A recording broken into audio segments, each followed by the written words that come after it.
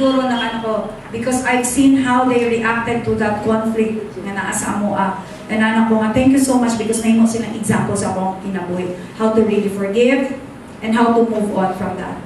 When you are bitter, you cannot hear the Lord anymore. It causes our hearts to be cold toward the person and toward the Lord. That's the reason why si Jesus niyo siya, you should forgive. When you are bitter, when you are unforgiving, when you have hatred in your heart, then maglisod jud ka og tumog sa Ginoo. Number 3, the company of people you are going with. 1 Corinthians 15:33 said, okay, that a bad company corrupts a good attitude. The company that you're going with can actually influence you. Totoo ba mo, anak? Take for example, charcoal. Ang uling, pag ibutang na nimo sa dagan kay nga uling nga nagbaga na, unsa may ka mo siya, musika.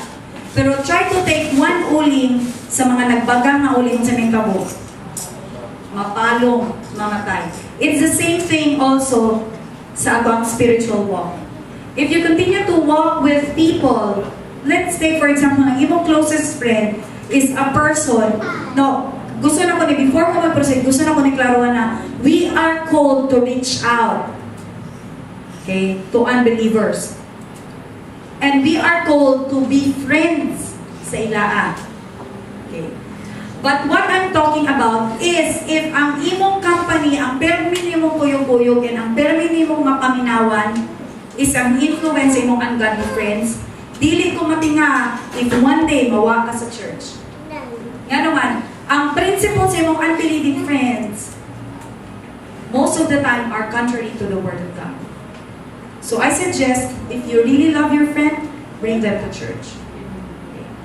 So bantayan na to, even bantayan na to ang company that we are going with. Bantayan na to ila ang mga principles.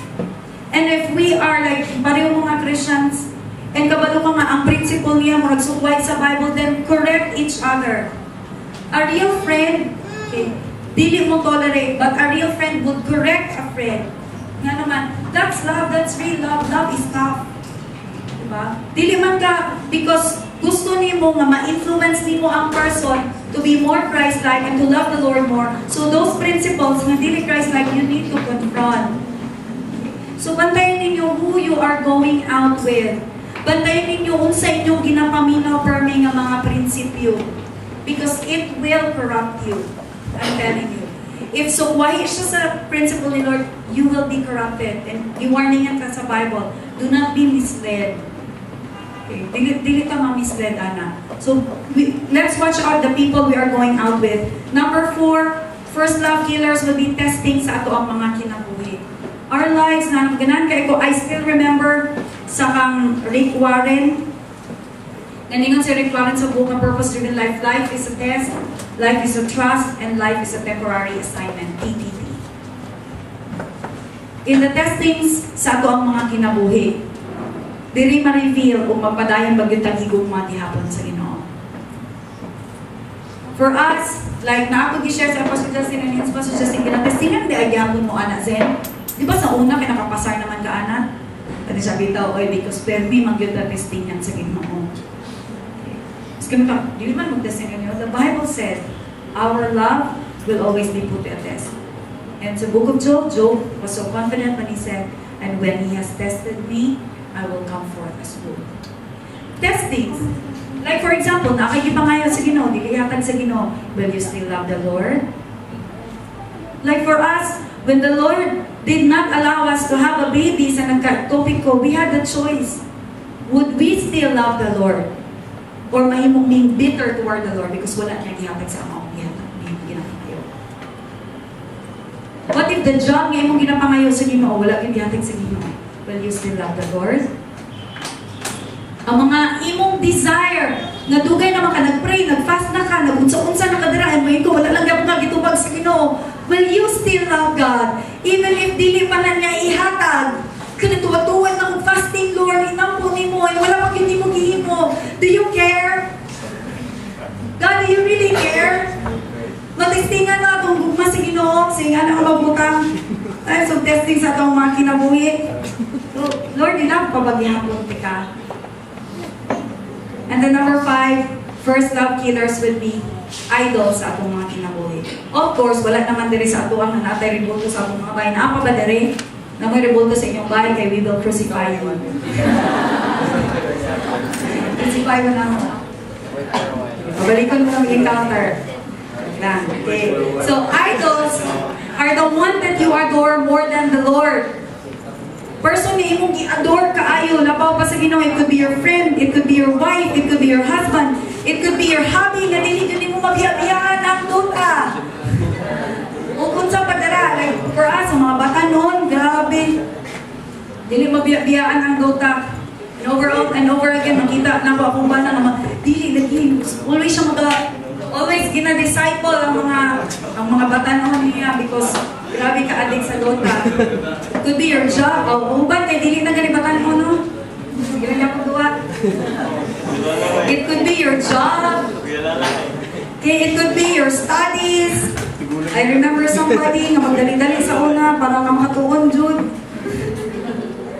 It could be your business. It could be your gadget. Okay, high-touch ni bay. Ngayay, di ka makatuog o di mo tapad. Pag mata ni mo sa buntag, hikap tayo. Ang Bible gani, asa naman ko? Di makita. Okay. It could be anything that you put all your efforts, that you spend most of your time, that you spend most of your money, that is your idol. So bantayan na to. Let's check on this.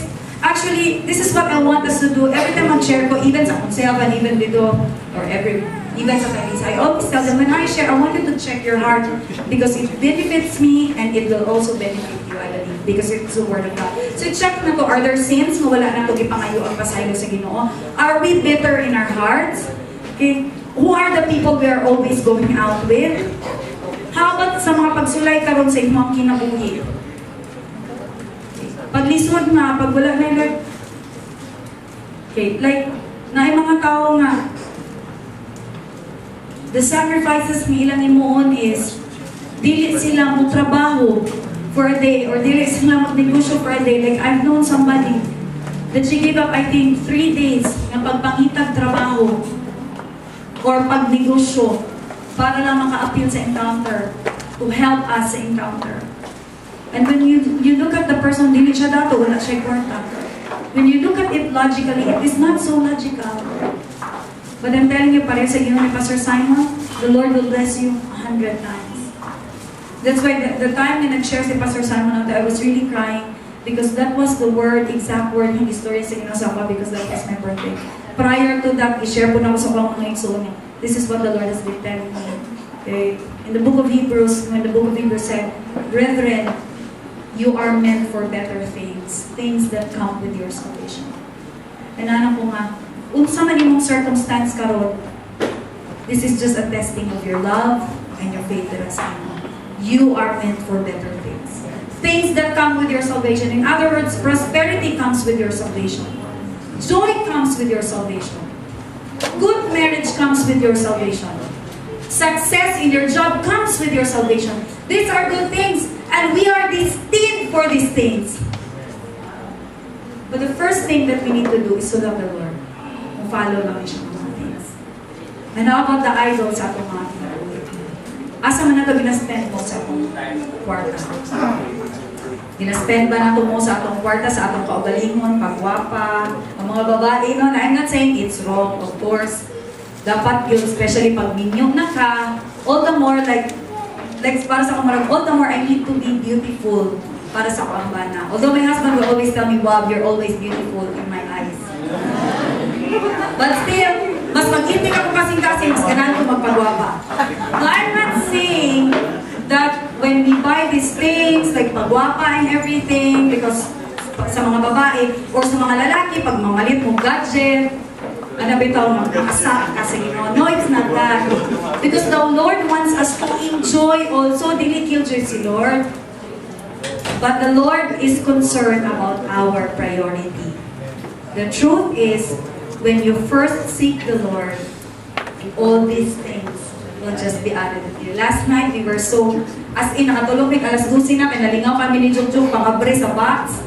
Ay nag-send sa mga package sa gawas 2 ka box and wow, as in and nagtanaw mi sa akong cupboard and si Juto kabalo ka wow, grabe ka amazing gipuno niya and karon nga tan kay imported ng mga gamit and ref and everything that we have. Nakanami Lord, you truly blessed us after going through some weeks na medyo lisod and testings also, and we decided nga no, dili may mag-worry, we will continue to serve you, Lord.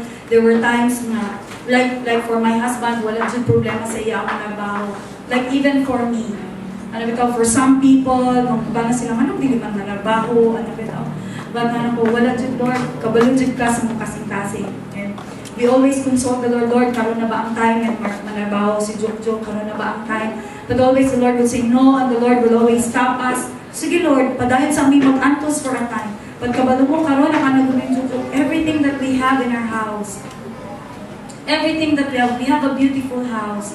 I'm telling you, makana ko, diligid ko mag-brag kung kay maayo, but I'm telling you, I always boast on what God is doing. Because sa time na nagtrabaho ko, wala ko naka-afford ang anang house. It's only now, it's a beautiful house. Dami sakyanan na coming na. And nakana ko, the Lord has blessed us, ang rep, ang mga everyday yun. Kaganina lang, ingnan ko sa kong bana ko yun. I'm so grateful dila sa Ginoo karon gipuno niya ang cupboard siya. Kabalo ka ba? Ano siya, everyday, nag-pray, bayat yun ko, mapunon sa Ginoo atong rep, punon. Because I know that, malimot na ko sa ahay. Malimot ko sa ahay, kabalo ko, ginaingnan ko niya para me, I always pray nga punon sa Ginoo atong balay o pagkaon, because daghan kay mga tao, mga to for me, daghan may pakagunod ng mga anak. And Lord, pagulagi, pagkakalisod ka sa tanan. And Lord, thank you so much na pag-unahon ni mo ang Ginoo, all these things will be added unto you. All these things. The Lord is never against us having things, having gadgets, having cars, having beautiful house, having a wonderful family. Dili man against si Lord, anak. Having, like for some of you, nag-desire mong magkabana, and feeling na to pag naka-submission, grabe ka busy, di ka overnight. Pagkawa, dili against si Lord, anak. Okay, gusto mo sa Ginoo, ma-enjoy ka, mag-inyo ka, mag-asawa ka.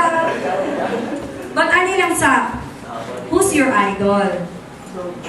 Kinsa man dyan yung idol. So i-check na to because these are first love killers. Okay? So now, mato na ko because love is no. So saan man na to pag-express niya love na to si Lord? Number 1, by always wanting to be with Him. By always wanting. So that means to say, having a new perspective on our devotional. We don't do our devotional because si ate and si kuya mag-check. For us, wala naman gina-check ang devotional. Because naingnan mi ni ate Tubi, o ganaan ka mamatay, hala sige, ayaw kaon. Because the Word of God is our spiritual food. Okay, so when we love the Lord, we should always want to spend time with the Lord. Diba? Diba? Like, when you love somebody, you always want to be with that person. This Christmas, kinsa may gusto ninyo makaubad? Diba the people that you love? Okay, so, when we love the Lord, how can we express our love for the Lord? Number 1, by always wanting to be with the Lord. We always want to pray. Dili kay, I have to pray. Dili, anak, I want to. It's my choice. I love to do my devotional. I want to do my devotional. Dili kay, I have to do my devotional. Ano bitaw? And ganahan ka mag-worship, and in times of worship, dili, grumpy ang imong attitude. Sa man ikanta ko, di ba, kabawaan na ko, kalain ba? Sa man ang sanina ni Reyna, di ko ganahan. Pag mag-praise and worship, conscious kay kasi tingog.